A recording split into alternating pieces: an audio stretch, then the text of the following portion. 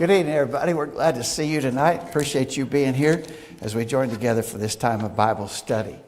We're studying a series of lessons here on Wednesday night that are titled Major Tests of Our Faith. Our brother Bill Hall compiled these lessons, and I really think he's hit on some subjects. Can you knock me down just a little bit there, Tim? I'm hearing myself echo back.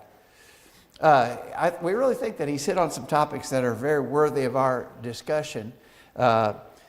Things that come along as we're trying to live our lives as Christians, and just different things kind of knock us down sometimes and really challenge us to keep on keeping on. We're on lesson 11 if you're looking at your study guide, and the lesson tonight is boredom and weariness.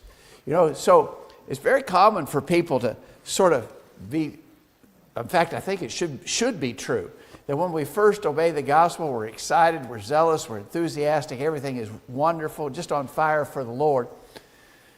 But then that news sort of begins to wear off, and you sort of set into the grind of trying to live the Christian life day after day. And there's some real challenges. We've been talking, this whole series of lessons have been about some of the challenges of living the life of a Christian. And so you kind of get weary. It works on you. It wears you down after a while.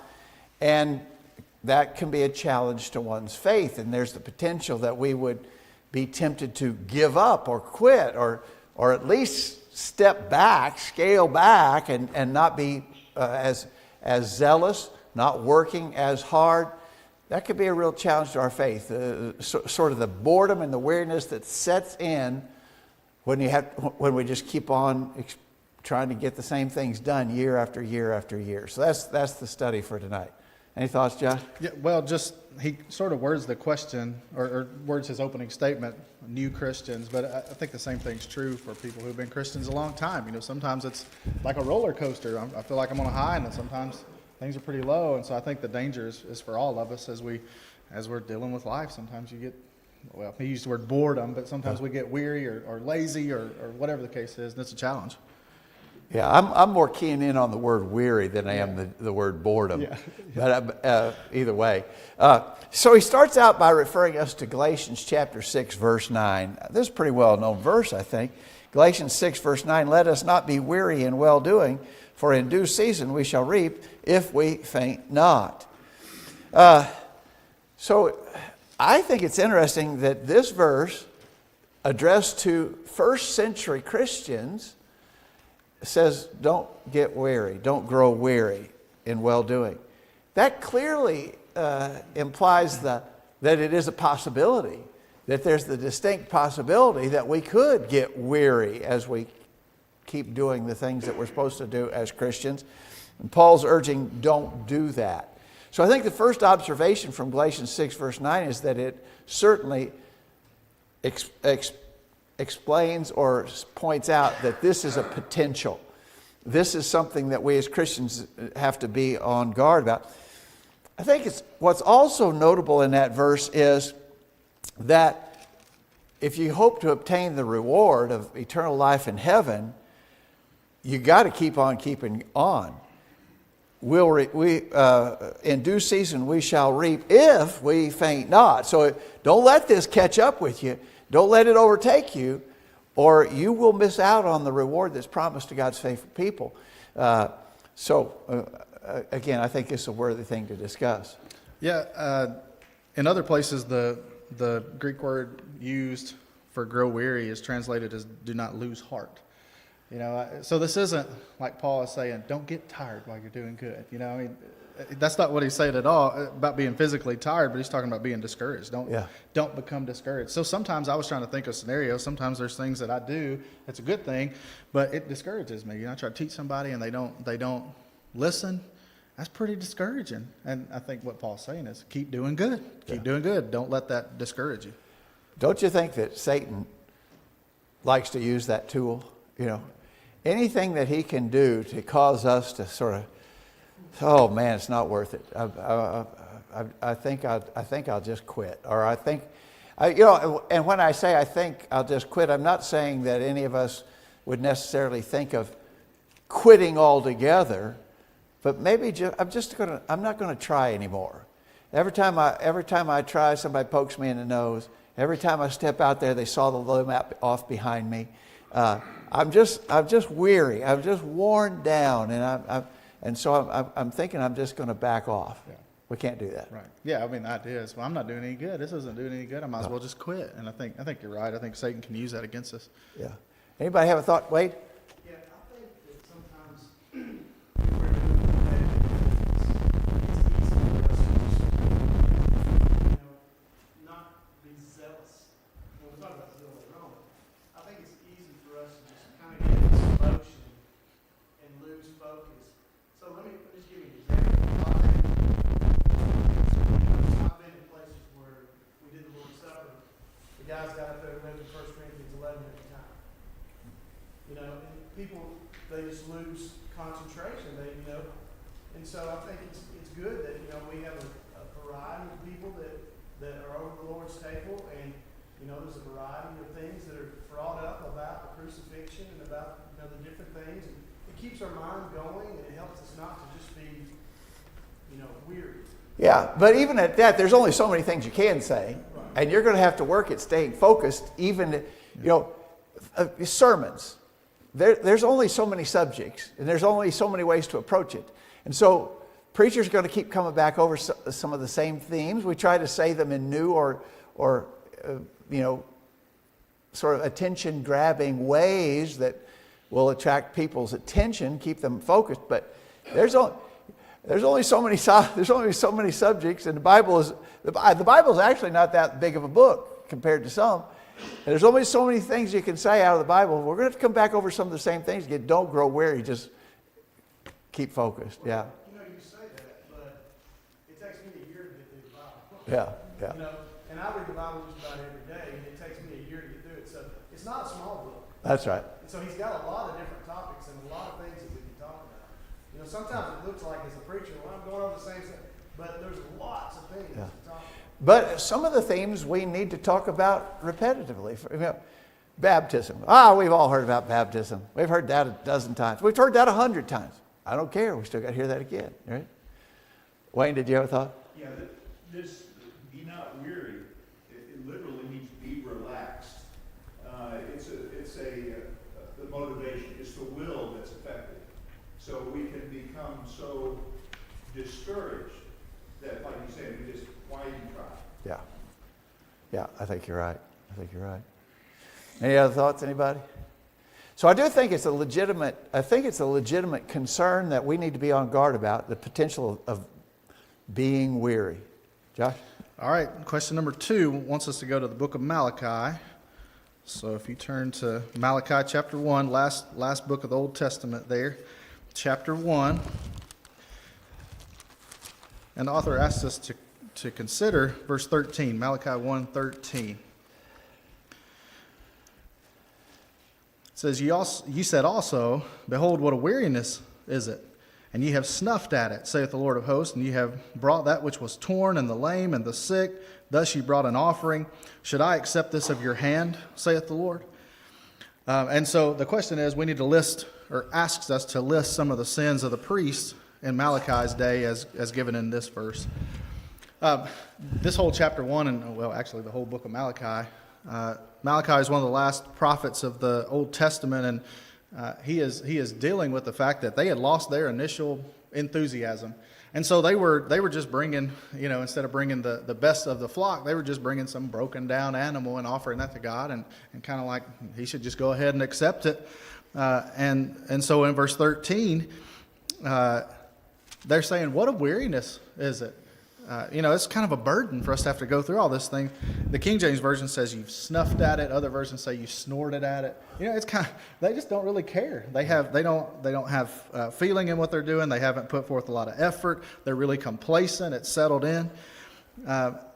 If you go down through here, I don't want to do a whole lesson over the whole chapter, but You could. Yeah, you could. I mean, God really, like verses 7, he's telling them they've offered polluted bread on his altar, and yet they're saying, wherein have we polluted thee?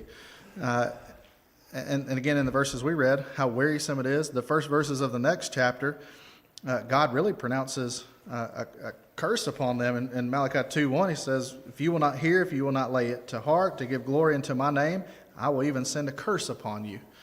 And so it was really all about their effort or the lack of effort. They were no longer sincere. They no longer held God in the place he ought to be in, and God wasn't pleased with it. Yeah. So they were so weary. They were just given. They weren't.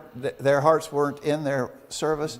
They were given reject animals as their sacrifices to God. They were literally just going through the motions, and they were even saying there in chapter 1, verse 13, you say, what a weariness it is. So they were just weary of doing the things that were expected of them as children of God. And it's very clear that God was telling them, this will not be accepted. So what does that tell us? We obviously live in a different time under a different law. But the fact of the matter is that there's a principle here, is that if we allow this weariness to set in to the point that we are offering just rote worship, we're just going through the motions and we're not even caring, that won't get the job done. And I think we could make that argument from lots of places in Scripture, but this is a good place to make it here. God is plainly telling them that will not be acceptable, that won't work, you're not going to get by with that. Yeah, we won't either. The follow-up question says, what was the Lord's attitude toward them? I wrote down verse 10. I think that pretty well sums it up. It says, who is there even among you that would shut the doors for naught? Neither do you kindle fire on mine altar for naught. I have no pleasure in you, saith the Lord of hosts. Neither will I accept an offering at your hand. So God had gotten to the point to where they're just wasting their time now, because he's not going to be pleased with what they're doing, because their attitude wasn't right and their zeal wasn't right. How many of us have experienced that either personally or we've dealt with people, and I think a lot of us have dealt with people who really, whose mental attitude toward God is pretty well described there in Malachi chapter 1. Maybe they attend all the services, maybe they're still present every time the doors are open, but you can tell their heart's not in it, and they've just given up, and they've just worn down and just going through the motions. And God says that's not going to get the job done. I will not accept that. Good. Anybody? All right. So let's look at Luke 9, verse 23. Again, a lot of these verses are well known to us. Luke 9:23. Jesus said to them all, if any man will come after me, let him deny himself and take up his cross daily and follow me. So, as I was thinking about that verse, the thing that really stands out to me is the word daily. Take up your cross daily. Sometimes it's easier, doing the things that we need to do. And other days it's harder. Other days it's just more difficult to get the energy level up, to really, act like you care, really engage and be really zealous about your service. Sometimes it's just hard to get your enthusiasm level up. Those days, you still got to do it. Take up your cross daily, or if I was paraphrase that, take up your cross every day and follow me. And so being a faithful servant of God is an everyday thing. And we're not allowed down days or days off. And so, yes, weariness is a real danger. It's a threat. It's a reality. It happens. But even in those weary days, I gotta carry my cross. Yeah, several weeks ago you presented a lesson about the crucifixion, just one of the most gruesome forms of death in Jesus' day. And so the person to be crucified, they made them carry that beam on their back. They wanted Jesus to do it, but he couldn't do it. He didn't have the strength to do it. So they had him carry a cross to where he didn't really want to go, and do what he'd rather not do, but he did it for us. There's a lot of passages. I wrote down a few of them, but he endured that willingly because he knew what the end result was going to be. And so just in thinking about this, maybe sometimes picking up my cross daily is going to, maybe I really today would rather not do that, but that's what God has asked me to do, and I need to do it. I'd rather not go there. I'd rather not do whatever it is, but I need to do it because God asked me to. So I really think that's part of what's being involved. Yeah. I think the test of our faith is not on the easy days; it's on the hard days. Yeah, I It's on agree. the days when it's harder for us personally.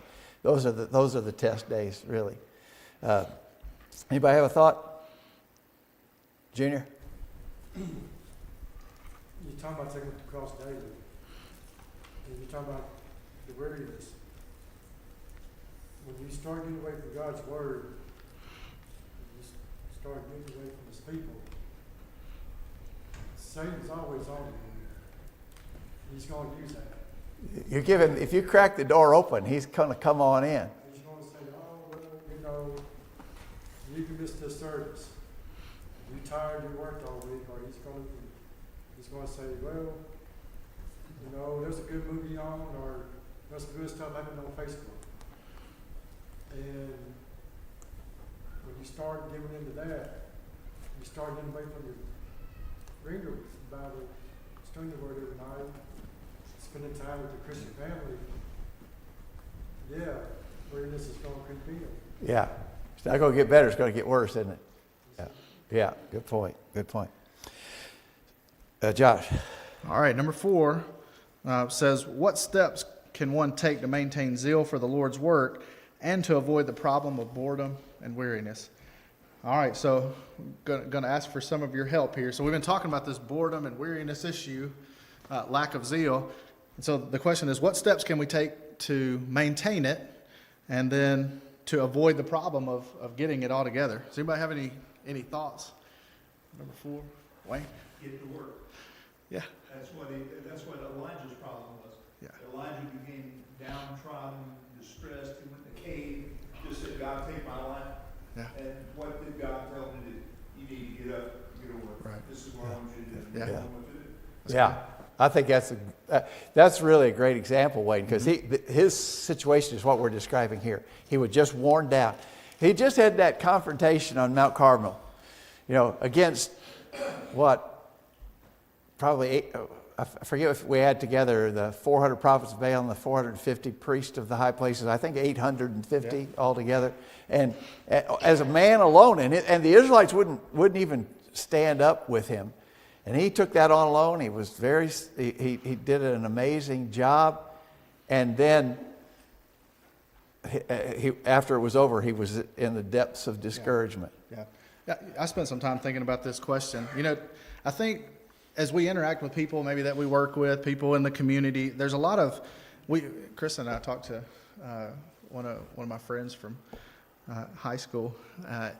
Anyway, they're going to one of, I can't remember the name of it, the Bridge, whatever one of these new churches are here Community in town. churches. Yeah, and so it's all about, man, they are really on fire. And it's really attractive because of that. But you ask about what they're doing, well, it's all wrong. It's all stuff not authorized by God. And so I think the first thing, Wayne's point is get busy, but get busy doing the right things. I thought about Romans 10. Paul said in verse 1, brethren, my heart's desire and prayer to God for Israel is that they might be saved. For I bear them record that they have a zeal of God, but not according to knowledge. For they being ignorant of God's righteousness and going about to establish their own righteousness, have not submitted themselves unto the righteousness of God. Paul was concerned about his Jewish brethren. They had some zeal for God, but they weren't doing things in the right way. And so he was concerned for them because they weren't saved. They were establishing their own plans, not God's. And so I thought about Paul and that aspect in Romans 10. So I really like the suggestion, get busy. Pick yourself up and get busy. Certainly stay focused on what it's all about. The little discouraging side issues are not what it's all about. Yeah. What it's really about is pleasing God and going to heaven in eternity. I think that we can also, in those low moments, gain strength from other Christians.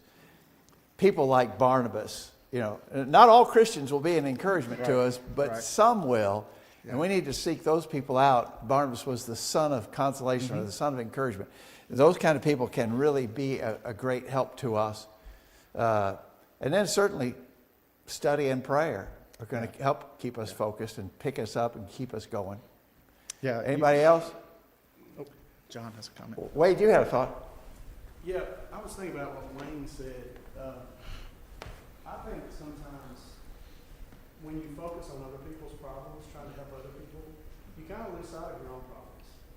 and you're not as weary because you're focused on somebody else. So, you know, if we can try to focus on other people's problems more and try to help them more. Be less self-centered. Be less. It's not so much about me, all about me. Yeah. I think that's a good point too. John had a thought.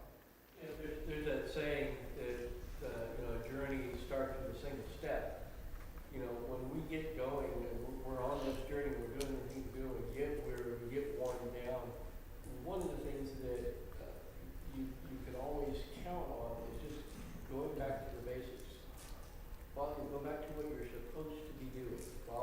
Just take one step. Take the baby steps. Yeah, go back to the beginning, refocus yourself, take the next step, and just move forward back on the right path. Okay. So that you don't get lost. Okay, good point. Good point. Let's go to Hebrews. Hebrews chapter 10. Hebrews chapter 10. And we remember, of course, we've often talked about the book of Hebrews was written, the whole book was written to Hebrews, written to the Jewish Christians who were on the verge of giving that up and going back to Judaism. And so the whole book of Hebrews is addressed to people dealing with that weariness issue. And to them, the Hebrew writer says, Hebrews 10:32, call to remembrance the former days in which after ye were illuminated, ye endured a great fight of afflictions, partly whilst ye were made a gazing stock, both by reproaches and afflictions, and partly whilst ye became companions of them that were so used. And so, to these weary Christians, the admonition was think back, remember, call to remembrance. And as I look at those verses, the main thing that I think he's asking them to remember is what you've already invested.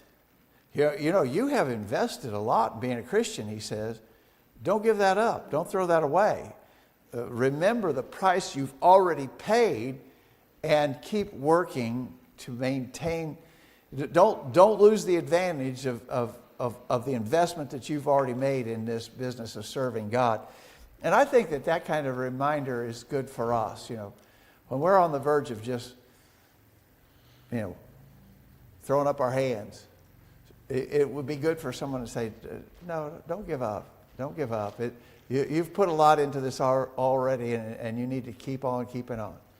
Yeah, it's a totally different scenario, but kind of similarly in 2 Timothy chapter 1, verse 5, Paul was writing to Timothy, and he said, when I call to remembrance the unfeigned faith that is in thee, which dwelt first in thy grandmother Lois and thy mother Eunice, I am persuaded that in thee also, wherefore I put thee in remembrance that thou stir up the gift of God.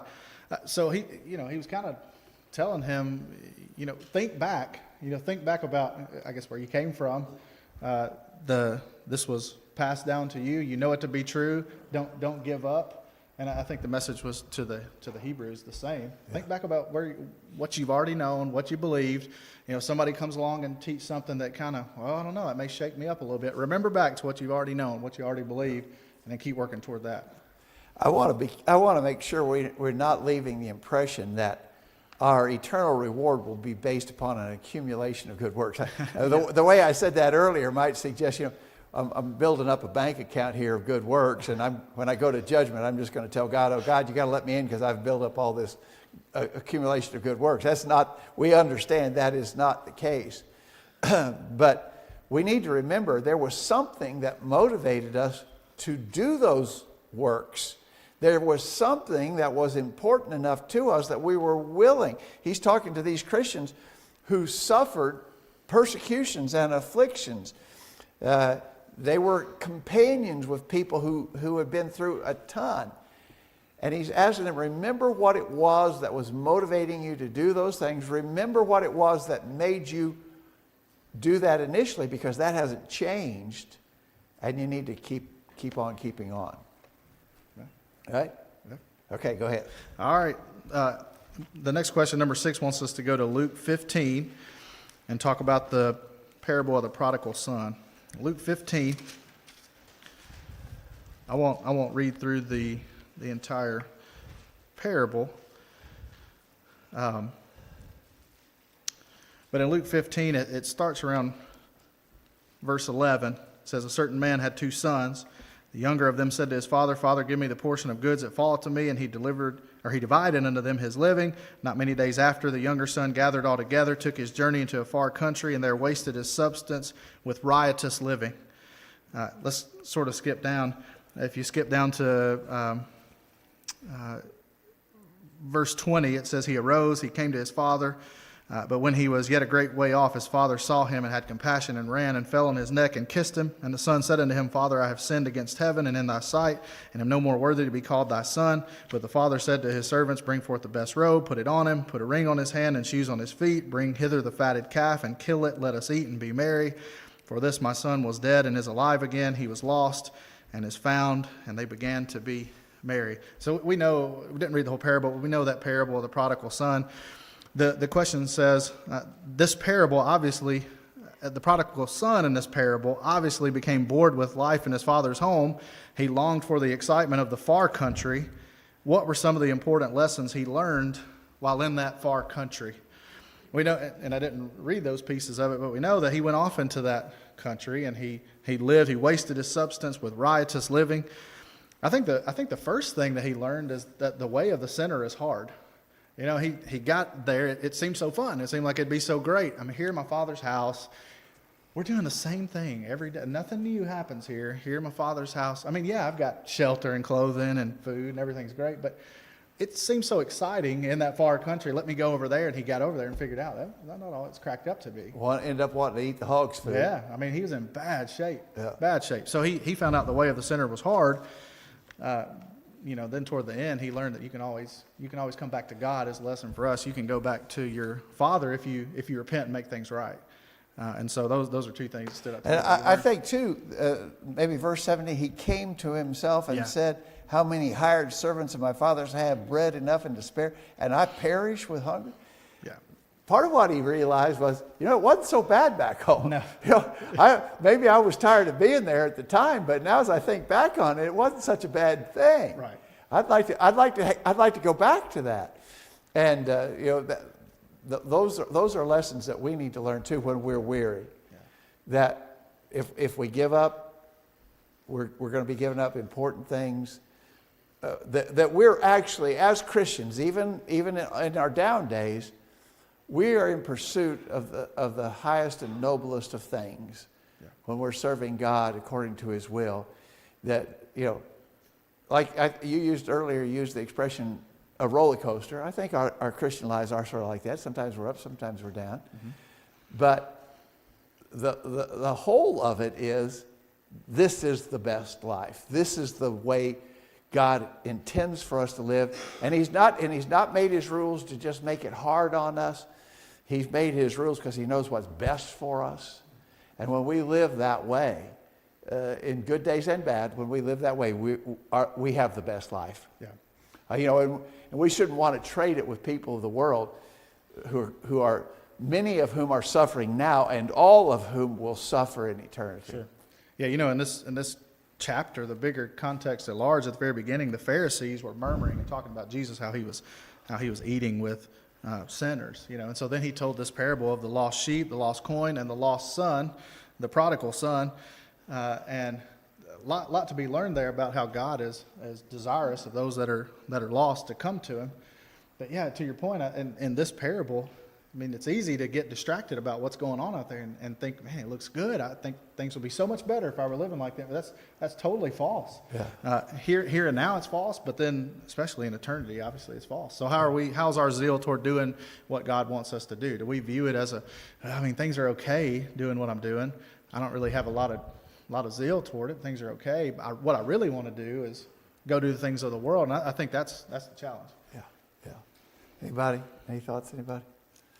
All right, that's a well-known parable, obviously, the prodigal son, but it's always so pertinent, has so many lessons for us.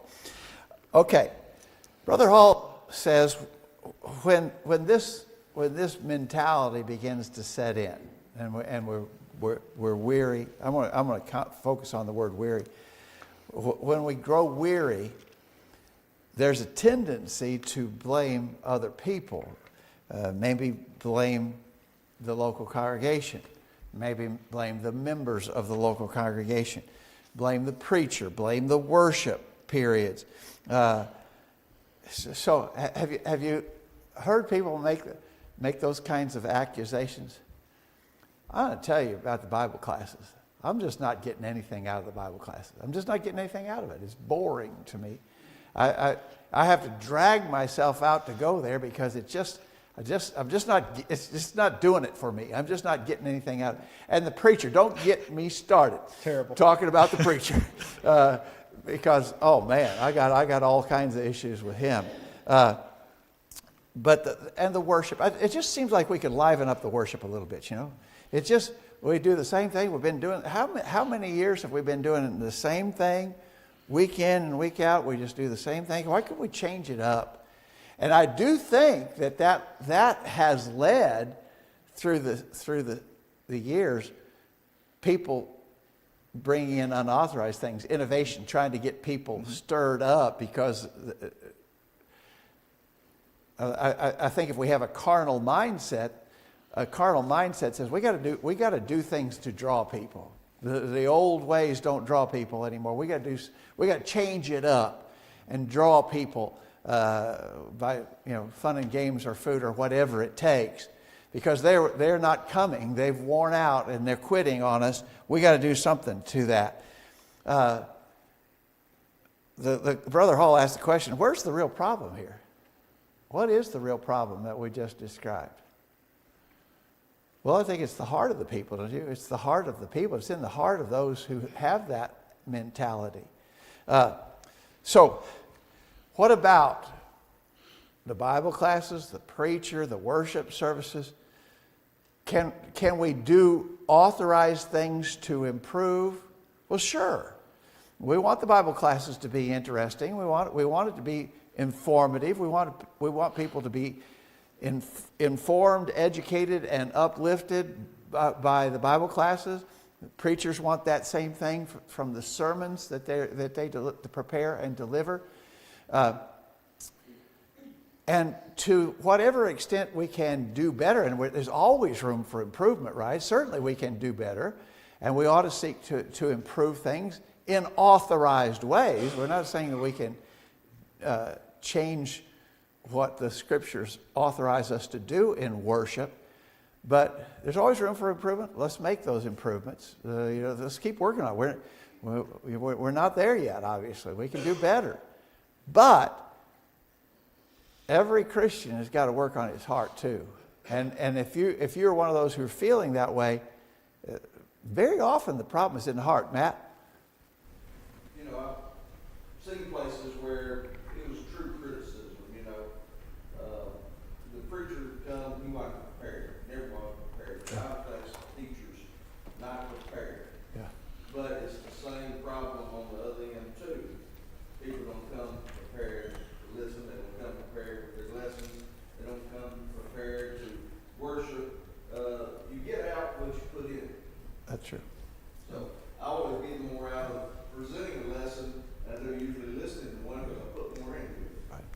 And that's just the way it's going to be. If we come prepared, we're preparing ourselves, we'll get more out of it. Yeah. We'll be more in it. We got more invested in it. Yeah. And so it's more of interest to us. I think you're exactly right. And so I would just sort of expand that concept that you described there, saying, can it be better? Yes.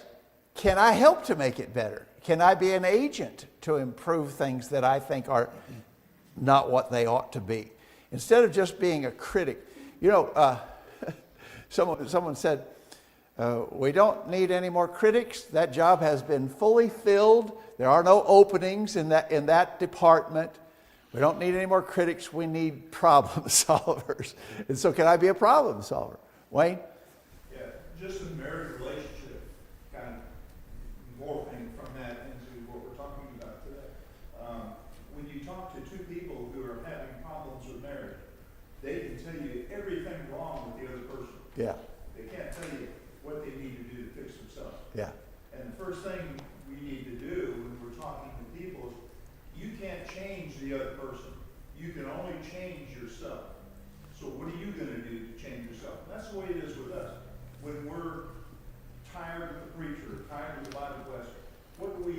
We can't change the preacher. We can't change the Bible class teacher, but we can change ourselves. We can change our heart, as you say. Yeah. David prayed, create within me a new heart. Yeah. And so self-examination and fixing what's wrong with ourselves is the first place to start. I think that's a good point. Really well said. Anybody else have a thought on that? So many times, Greg, I've heard individuals say, oh, we're gonna study the book of Acts again. Oh, You again? know, but each time you study it, you'll learn something new. Yeah. You know, I often, of course, it falls on me to pick the topics for the adult classes. And I go through this. Well, we've talked about that. We've talked about that. We've talked about that. Well, we're going to have to talk about that again. Because, as you say, every time we go through it, there's new things. Clayton? And it is easy to shuffle things up within the realms of authority, keep it interesting. Y'all have never done this before with two teachers. I mean, it's interesting. It's something different. When I teach the kids class, I try to have it a little different every class. You know, but just every time, just to keep it interesting. And, Yeah. you know, I could just go sit over there, and that would make it all look more interesting. I usually sit at. Watching for you moving. Yeah. Yeah, I think you're right. We want to get better, and there's obviously room for improvement in anything that you want to talk about. We can do better, and we should be striving to do better. But bottom line is, every individual's got to get their heart in the right spot to receive what they can receive that's being put out there. Don't you think this may be a bigger cultural problem for us? You know, we've got so many things, this idea of boredom.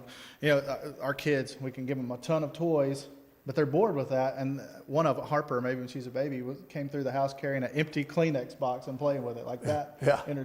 So we have so many things, and so we get bored. And do you think Abraham ever got bored worshiping God or serving God? I don't think so, because I think he had a focus. You know, I put down Colossians 3:23. Whatsoever you do, do it heartily as to the Lord, not unto men, knowing that of the Lord ye shall receive the reward of the inheritance, for you serve the Lord Christ. Yeah. I mean, I really think if we look at things the right way, this business of getting bored, I mean, it's going to be a challenge. But I think maybe just culturally, we've got so many things. We want to be entertained, and you know, so back to your point earlier, I need everybody here to do better for me. I need the preacher to do better for me, the song leader to do better for me, and I never even look at myself. Yeah. What can I do to get more out of it? Good point. You know, when you mentioned Abraham, it made me think of Hebrews 11, in which he had just mentioned Abraham and Sarah, and then he says in verse 13. Hebrews 11:13, these all died in faith, not having received the promises, but having seen them afar off, and were persuaded of them, and embraced them, and confessed that they were strangers and pilgrims on the earth. For they that say such things declare plainly that they seek a country. Truly, if they had been mindful of that country from which they came out, they might have had opportunity to have returned. But now they desire a better country, that is a heavenly, wherefore God is not ashamed to be called their God, for he hath prepared for them a city. And so that's that mindset that Abraham and those other heroes of faith in Hebrews 11, that's the mindset they had, and that's the mindset we need to have. Yeah, they have the right attitude. Yeah. Wait. I think our lives are just so busy that by the time we get here, I'm kind of going like what Matt said. Our lives are so busy, our days are filled. What time did you start this morning? 4 o'clock this morning, yeah. So If you don't schedule time in your day to do things that you think that are going to help your spiritual being, then it's never going to get it. You're never going to get it, because you may say, well, I want to come to church every time the doors are open. But it's not all about just coming to church. Just kind of like what he said, if we don't put time into it, and we're never going to put time into it if we don't schedule the time in our schedule, because it can't just be a last minute thing, you know. I think good. I think you're exactly right. Real good. All right. Number 8, it says, consider 1 Corinthians 15:58, very well-known verse. 1 Corinthians 15:58, it says, therefore, my beloved brethren, be ye steadfast, unmovable, always abounding in the work of the Lord, for as much as you know that your labor is not in vain in the Lord. And so the question is, what assurance is given to those who remain steadfast and unmovable in the Lord's work? Well, the assurance that's given is, if you continue to be abounding, you know that your labor is not in vain. Yeah. You're not doing this for nothing. It's not like I'm working and never going to receive a reward for this. We're working toward the goal. We just got to keep in mind, that's what I'm working toward. That's my goal. So to Wade's point, you're not just going to fall into being prepared. Yeah, as I read that, I get the idea that, again, he's addressing the potential that we could wear down and maybe stop being steadfast. Maybe we can be moved away from our goal. We got to keep on abounding. Don't lose your zeal. Be steadfast, unmovable, abounding, always abounding in the work of the Lord, because it's not in vain. We've been describing the ups and downs of being a Christian, good days and bad ones. Even in the bad days, even when it's harder, it's worth it. It's not in vain in the Lord. Yeah. Well, at the end of it all, we're gonna stand before God and we're gonna give an account. So the things you're doing, you're laying up treasures in heaven. You're working toward that goal in heaven. I think we just got to keep reminding ourselves of that. Yeah. Anybody have a thought here, John? I just was looking at a verse here in Psalm 16, 8 through 11. It says, a way for us to get over this being overwhelmed or being bored or what have you is to do, like the writer said, I have set the Lord always before me because he is at my right hand. It says, I shall not be shaken, therefore my heart is glad and my whole being rejoices. My flesh also dwells secure, for you will not abandon my soul to Sheol, or let your Holy One see corruption. You make known to me the path of life. In your presence there is fulfillment of joy. At your right hand is pleasures forevermore. Yeah, good. Thank you. Well, I think it's a good lesson. I've been impressed as we've gone through this series of lessons for Brother Hall that he's hit upon some things that I don't know that I would have thought about them all, but they are obviously worthy things to discuss, things that we need to be aware of as Christians, things that can challenge our faith, things we'll have to work through. Next week, I think, is really a powerful one on family problems. Family problems can be a challenge to one's faith. And so that'll be the discussion next week. Thanks, everybody. We appreciate your comments.